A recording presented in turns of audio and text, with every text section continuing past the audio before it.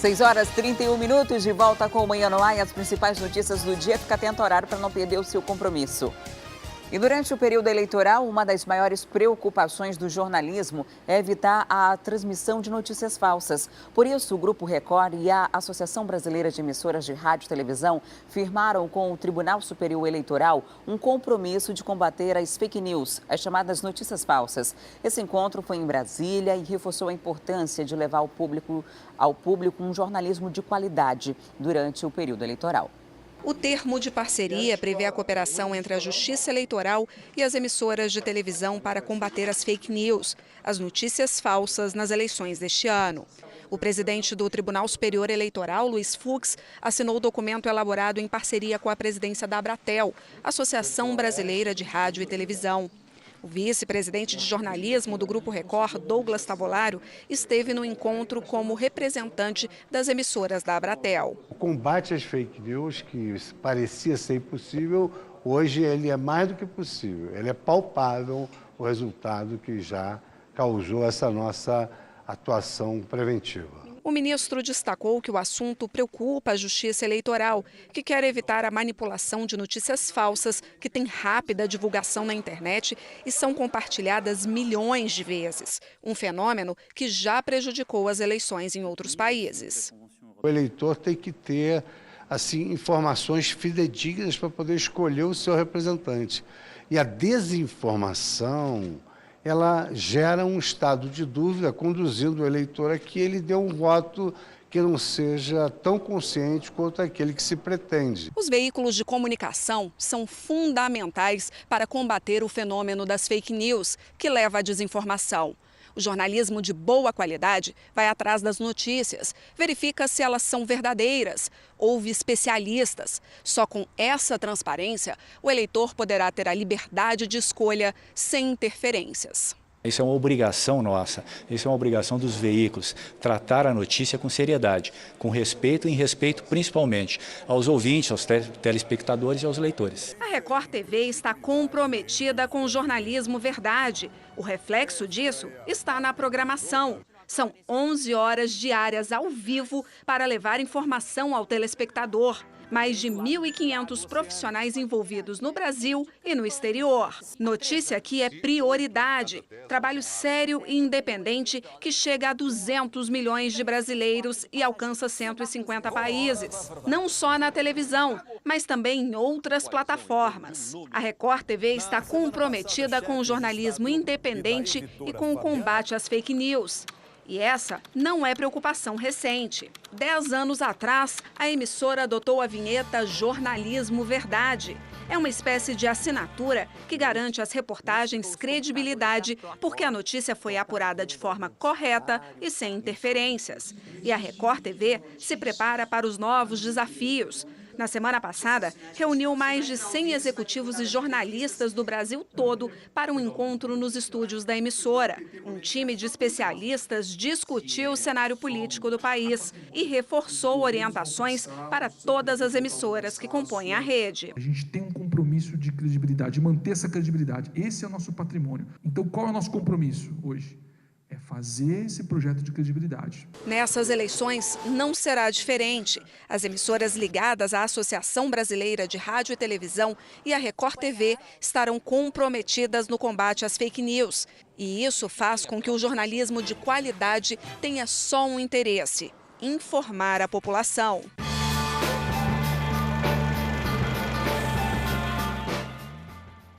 E vamos agora à nossa interação com a Rádio FM O Dia, conversar com Cleiton Pascarelli. Vamos falar sobre mudanças no Código Penal. Isso mesmo, o Código Penal foi alterado e agora tem penas mais severas para crimes sexuais, né? Isso aconteceu no dia em que se comemora aí 12 anos da Lei Maria da Penha, que foi ontem. E a gente vai conversar com Cleiton Pascarelli a respeito disso. Vamos para lá. Oi, Cleiton, muito bom dia para você. Bom dia, Adriane. Penas mais severas para crimes sexuais, né? Alguns crimes já têm penas bem severas, outros ainda refrescava ainda para o criminoso. E algumas práticas sequer eram consideradas crimes. E agora o Código Penal sofreu algumas alterações que o deixam mais rigoroso, né? Exatamente.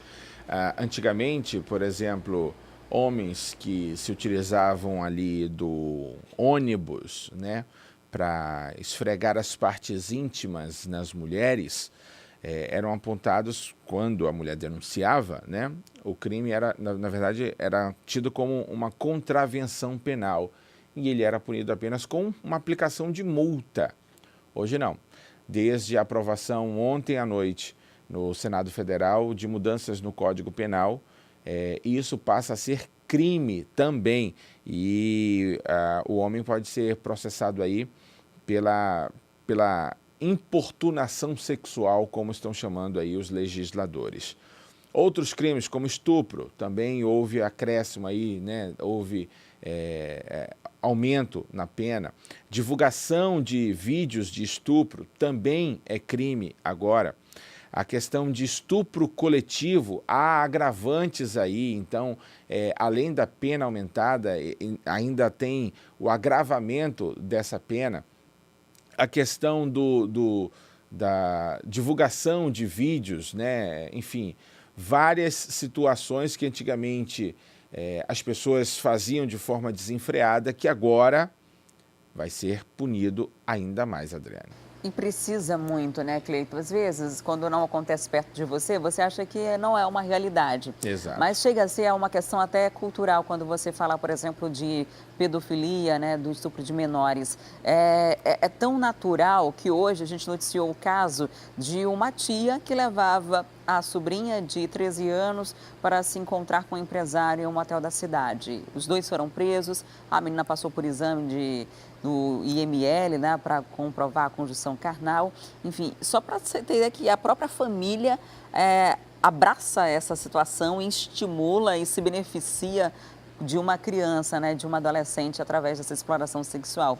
Então, o rigor aumentado nessas penas, nesses crimes, é justamente para tentar evitar que eles continuem acontecendo dessa forma desenfreada que ainda acontece, né? Exatamente, exatamente. Para você ter uma ideia, o crime de estupro, que hoje varia de 6 anos a 10 anos de prisão, né, pelo Código Penal, pode ter aí a pena aumentada em 4 vezes, dependendo de como for esse estupro aí. E assim segue, a punição, por exemplo, é ampliada em 1/3, além disso, se o crime for cometido em local público, diante de pessoas, enfim, tudo isso vai agravando cada vez mais a situação do criminoso. No caso da importunação sexual, né? Quem anda de ônibus sabe como é a situação do dia a dia. O ônibus lotado, aí eles se aproveitam para se beneficiar disso, né? Até para tentar contato íntimo com a mulher ali. Depois dizem que a mulher é louca, né? Normalmente quando a mulher tem razão, ela é chamada de louca. E aí tem toda uma situação que, por mais que a mulher fosse vítima ali, ou então presenciasse alguém se masturbando dentro de um veículo ou de qualquer outro local, não aconteceria nada com ele, né? Primeiro, até ela denunciar, até o ônibus parar, levar na delegacia, chegava lá, ele assinava lá um termo, pagava uma multa que não tem um valor fixo, né? Essa multa varia muito de acordo com a condição social dessa pessoa e pronto.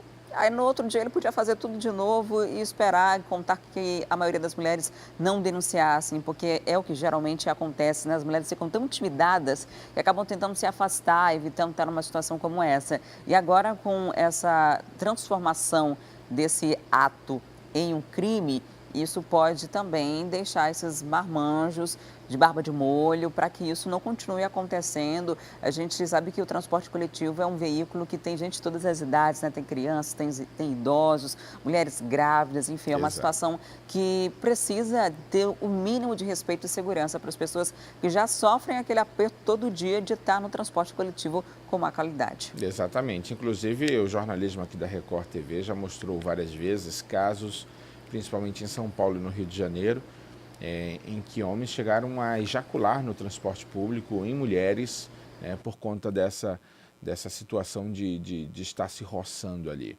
Isso também tem uma pena aí agravada. Já mostramos aqui também recentemente no estado do Rio de Janeiro, lá em que uma garota foi estuprada por vários rapazes num morro, né? E vídeos desse estupro foram divulgados Isso tudo agora vai ser visto com outros olhos pelo Código Penal brasileiro. Vale lembrar que esse projeto foi avaliado ontem pelo Senado, mas nasceu no Senado, é um projeto da senadora Vanessa Graziotin, aqui do Amazonas, foi para a Câmara dos Deputados e aí foi bastante alterado na Câmara e por isso o Senado precisou reavaliar ontem. Aprovaram do jeito que a Câmara mexeu mesmo e agora segue para a sanção presidencial. Obrigada, Cleito. Um ótimo dia para você e para os ouvintes da 93.1. Obrigado, bom dia. Até amanhã. Até lá. E o Ministério Público autorizou a retirada de barracas irregulares de ruas. Ontem, o Implurbe autuou na Avenida Noel Núteus, na Zona Norte, mas muitos comerciantes dizem que foram pegos de surpresa. O Ministério Público do Estado deu sinal verde para a Prefeitura tirar os lanches que ficavam espalhados pelas calçadas. Tirou a comida das crianças de casa, né? A gente pode fazer o quê? Nada. Os trabalhadores alegam que foram pegos de surpresa. Vocês foram notificados? Não. Essa daqui não. No outro parece que foram, entendeu? Mas aqui não precisaram não, notificação. Quase 20 comércios foram retirados desta área aqui da Cidade Nova. O seu Francisco era dono de uma borracharia, de onde tirava o próprio sustento. Ele, hora de favor, não tem contato com a família e está doente. E agora, desempregado. Eles não notificaram, não mandaram averiguar primeiro para avisar, eles já chegaram tirando tudo e deixando a gente na mão. No meu caso, eu estou até doente, eu não posso nem fazer nada. Mas fazer o quê, né? A Prefeitura tem tirado os lanches e barracas que estão de forma irregulares nas calçadas da cidade. Inclusive, nos primeiros meses do ano, já havia retirado uma feira, também aqui na Cidade Nova, o que gerou revolta no local. Nós entramos em contato com o Instituto Municipal de Planejamento Urbano, Implurbe, para saber sobre a falta de notificação para a retirada de abrigos que aparece na reportagem, mas até o momento a gente não teve resposta. E temos discutido muito aqui a questão dos venezuelanos que chegam ao Brasil fugindo da crise política e econômica do país. Isso tem feito o poder público brasileiro tomar diversas medidas para acolher em condições dignas esses refugiados. Porém, estas medidas trazem custos e obrigações que a Prefeitura, Estado e União não têm arcado adequadamente. É o caso da reforma de um abrigo para venezuelanos no bairro Coroado, na zona leste de Manaus, que já deveria ter sido entregue, mas segue sem data para ser concluído.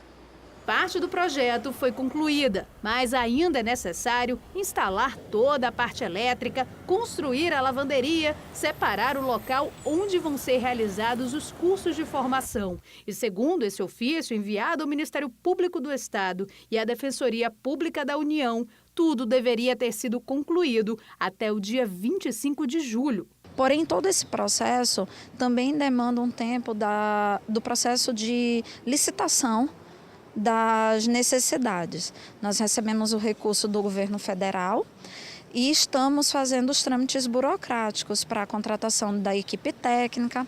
O edital deve estar saindo ainda essa semana da contratação da equipe, para a contratação da equipe, as licitações para compra e aquisição dos materiais para o desenvolvimento das atividades, elas estão tramitando, mas tudo isso demanda um determinado período. O local foi pensado para abrigar os venezuelanos que pediram refúgio no Brasil e aguardam em Roraima para serem distribuídos para outros estados do país por meio do programa de interiorização do governo federal. Hoje, cerca de 384 pessoas estão em abrigos cedidos por instituições religiosas. Desde o ano passado, a capital já recebeu cerca de R$1.900.000 do governo federal. Esse dinheiro é destinado apenas para o acolhimento de venezuelanos indígenas da etnia Huaral e os não indígenas, vindos de Boa Vista com o auxílio do Planalto. Mas a quantia não inclui o acolhimento da demanda espontânea, ou seja, daqueles imigrantes que vêm por conta própria e acabam se submetendo a situações de miséria e até morando nas ruas. Esta defensora pública acredita que é preciso primeiro ter dados mais concretos do número de venezuelanos que chegam na capital, para que o Estado cumpra a obrigação de dar asilo para essas pessoas. Tanta responsabilidade que na semana passada foi assinado o decreto da política estadual de imigração para refugiados e asilados e imigrantes. É também responsabilidade da prefeitura. É bom deixar claro que assim, o plano que hoje existe pela prefeitura não impede que o Estado faça um plano próprio para a acolhida dos imigrantes. Em nota, a Secretaria de Estado de Assistência Social informou que o Estado cedeu o prédio do bairro Coroado com capacidade para abrigar 200 pessoas. O governo arca ainda com fornecimento de água, luz, manutenção, segurança e o pagamento de tributos. Ainda segundo a SEAS, a Secretaria Municipal da Mulher, Assistência Social e Direitos Humanos e o Alto Comissariado das Nações Unidas para Refugiados receberam essa estrutura e estipularam a data de 20 de agosto para o recebimento dos venezuelanos. E os moradores do Monte Sinai estão passando por um problema que se repete há anos. Trabalho mal feito da Manaus Ambiental que deixa as ruas alagadas, impedindo até mesmo que eles entrem com os carros em casa. A nossa equipe foi até lá e mostra agora essa situação. Olha, isso até poderia ser uma nascente, mas é trabalho mal feito mesmo. Foi a Manaus Ambiental que passou por aqui e deixou isso aqui desse jeito, olha. Essa aqui é a antiga Rua D, aqui no Vale do Sinai. Para andar por aqui, a gente tem até dificuldade. Imagina os moradores que mal conseguem colocar o carro nas garagens, mal conseguem entrar dentro de casa. Olha ali a situação da Fabiola, por exemplo, que ligou para a nossa reportagem e pediu para a gente dar uma passadinha por aqui para mostrar como é que está a situação deles. Olha a frente da casa dela. Como é que está a situação? Fabiola, isso aqui mais ou menos uns 2 meses já está desse jeito. Sim, desse jeito como você está vendo. A água do Amazonas vem, conserta, daqui a uns 3 dias, 5 dias, passou o primeiro carro, estoura novamente, fica essa nascente, né? E nós temos uma nascente. E se nós vamos também lá na CEMUSP pedir para fazer o meio-fio, eles dizem que já está concluída a obra. Então, a rua não tem saneamento nenhum, falta energia, a água é assim escorrendo toda hora, é maior dificuldade para a gente entrar dentro de casa, trafegar e colocar os nossos veículos dentro de casa. Não tem nem como fazer uma calçada aqui, porque se fizer, cai tudo, porque não tem o meio-fio, eles questionam que não tem esse pedaço da rua concluído, e aí fica assim, esse caos. Água o tempo inteiro jorrando. Seu Delberto, a situação tá complicada. Tá precária aqui. Aqui tá precária. Isso aqui tá esquecido. Que tipo de material é esse que eles usam que depois de 3 dias o negócio arrebenta? Esse aí que não dá para entender, né? Não dá para entender, porque se fosse, eu não sei se é o material ou se é a mão de obra deles, porque se fosse um serviço apropriado não acontecia isso, né? Então ninguém sabe o que acontece. O senhor mora aqui há 25 anos já. Sempre foi desse jeito essa rua? Sempre foi assim, sempre. Isso aqui é esquecido, acho que eles só lembram disso aqui, só é lembrado o tempo de voto. Tempo de voto é lembrado, que aí a gente toda hora, mas se não for... Isso quer dizer que daqui a pouquinho então eles vão lembrar e vão vir arrumar isso aqui, né? Não arruma não, promete que vai arrumar e não arruma. Se prometesse arrumasse, era bom. Só é lembrado o tempo de voto. Passou a eleição, é esquecido isso aqui. Agora, um detalhe muito importante. O IPTU chega falta. E está em dia. Não falta não. Isso aí não passa daquela data. Se passar, tem que pagar. Isso aí eles não esquecem. Agora, alguma coisa que de retorno não tem. É uma coisa que não tem retorno de nada. Porque isso aí eu acho que não é obrigação do morador, a obrigação é deles. Eles não estão fazendo mais do que a obrigação deles. É isso que eu acho, né? Bom, fica o apelo, então, dos moradores aqui da Rua D, do Vale do Sinai, para que realmente a Prefeitura de Manaus passe por aqui e ajeite, né? Isso aqui que a gente está vendo, né? Quem deveria passar aí, na verdade, é a Manaus Ambiental. E a empresa informou que uma equipe técnica esteve na Rua Cruz Alta ontem mesmo, eles retiraram o vazamento. Nós já conversamos com os moradores para confirmar essa informação. Esses que se manifestaram aí na reportagem, eles disseram que a empresa realmente resolveu a questão do vazamento, mas a Manaus Ambiental deixou um buraco grande lá no local. Agora tem um detalhe. é responsabilidade da empresa que faz o serviço recuperar a rua. Existe lei municipal há mais de uma década que garante isso. Então, a Manaus Ambiental abriu a rua, a Cigás abriu a rua, seja lá quem for que fez a obra, é responsabilidade dessas concessionárias fazer o reparo dentro de um prazo de 48 horas. Esse problema aí já se arrasta há muito tempo. Foram lá, resolveram parcialmente, resolveram o vazamento, que era um desperdício de água, né? E agora é preciso que repare a rua. As pessoas não podem ser prejudicadas por um trabalho da Manaus Ambiental. Conta de água chega sempre no dia certinho. Então vamos fazer a sua parte também, né, Manaus Ambiental, de resolver essa pendência que precisa ser feita o quanto antes. E depois do intervalo tem um quadro na ponta do lápis e a gente vai mostrar que a chegada do verão aqueceu o mercado da construção civil. Isso significa mais vendas e mais emprego também. A gente traz ainda dicas de concurso e informações do saque do PIS/PASEP e da restituição do imposto de renda. Não saia daí que eu volto já já.